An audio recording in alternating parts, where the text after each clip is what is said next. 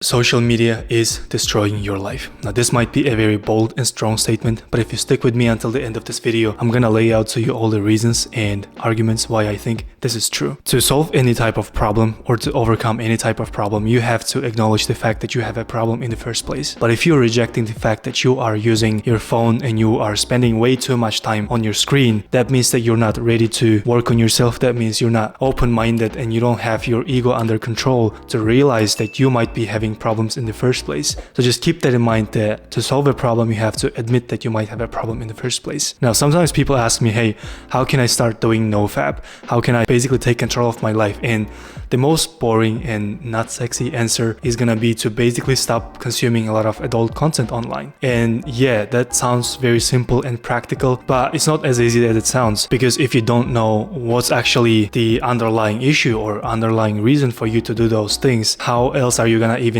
identify those things and work on them? So in this video, we're gonna be talking about all the issues or maybe even problems that I have with social media and the ways the social media is destroying your life.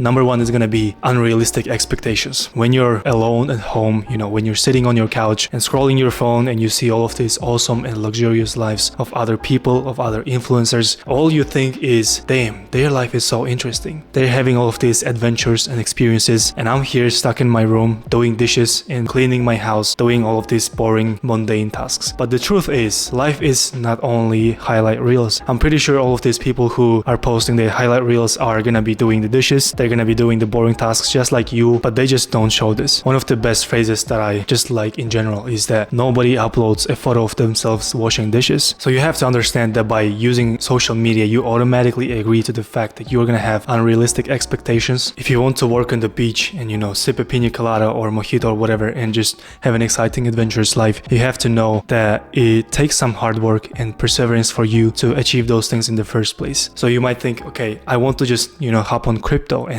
earn some money and get some quick cash, have this awesome and adventurous life. But the truth is, that's unrealistic expectations caused by social media. You're spending way too much time scrolling on your phone and watching other people's lives. What you have to do instead is take control of your life, take the small steps, do the work, and then reap the rewards or the benefits later on. Not to mention the fact that a lot of screen time can make you lethargic, can make you lazy, can make you unmotivated and uninspired. I came across a photo which says, if you're feeling sad, you have to do this, and if you're feeling anxious, you have to meditate, and when you're feeling lazy, you have to reduce your social media screen time. And that cannot be any closer to truth, because when you're consuming all of this content online, you basically get into this loop of consuming more and more because your brain wants more dopamine, because your brain wants more pleasure, and it just asks, okay, give me more content. And especially with the boom and uprising of short format content, we're basically trapped in this endless cycle of consuming more and more each day, every day. If you think about one of the most underlying reasons why people use social media that much is to get attention and validation, right? So if you think about all of these IG models and maybe even people posting half-naked photos of themselves, why do they actually want this? Do you think they want to create some type of positive influence or impact, or are they just trying to get likes and temporary clout, validation and approval from other people? One of the reasons I became okay with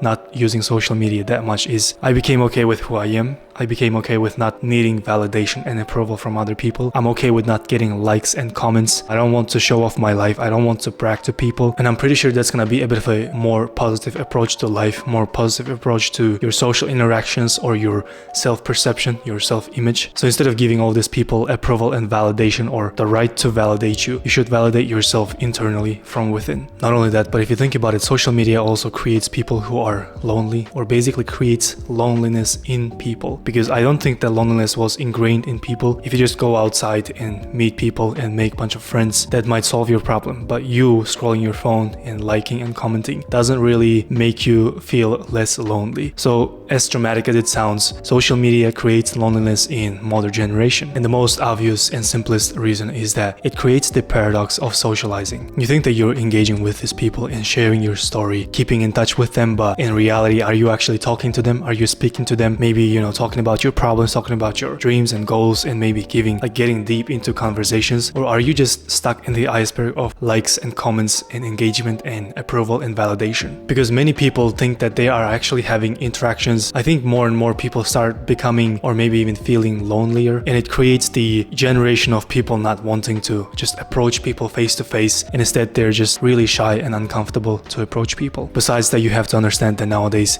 dating is very simple. You just pull your phone up and swipe left and right. But do you think that dating is a good enough substitute for real life conversations? Do you think it's a good enough substitute instead of approaching people or approaching girls on the streets and just talking to them, or maybe laughing and having some fun? Because the truth is, social media and especially dating apps online, they create the paradox of unlimited choice. You think that you always have something better, and even if you are in a committed, long-term good relationship, you think that there's someone else who's better waiting for you, someone else who is smarter, more beautiful, right? So you might say, okay, there's a better girl down the corner, I just have to swipe right and we're gonna match and I'm gonna just find someone better. But is it actually true, or is it just a hoax? Will you actually feel fulfilled and happy with the people that you have in your life, your friends that surround you, or maybe the girlfriend that you have, if you always and constantly keep looking for something better? The sooner you realize the paradox of unlimited choice, the better it is gonna be for you. This was a bit of a basic and simple video on how social media is destroying your life. But if you like this video, hit the thumbs up